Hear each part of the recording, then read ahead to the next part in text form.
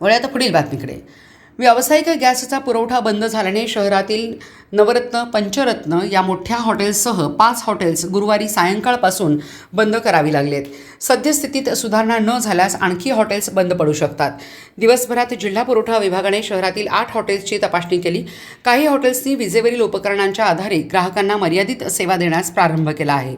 काहींनी एका सत्रात हॉटेल चालू तर दुसऱ्या सत्रात बंद ठेवणे पसंत केले.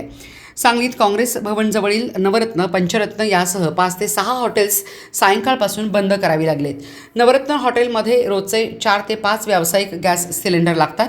पण काल दुपारी गॅस संपल्याने आणि नवीन न मिळाल्याने हॉटेल चालकांनी हॉटेल्स बंद ठेवण्याचा निर्णय घेतला.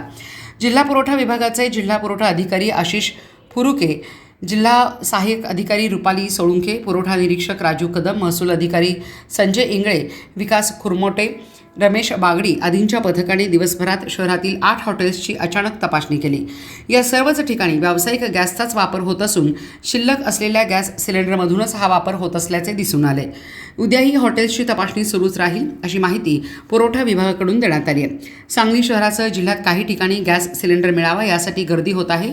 मार्केट यार्डात गॅस एजन्सीसमोर लोकांची सकाळी झुंबड उडाली होती.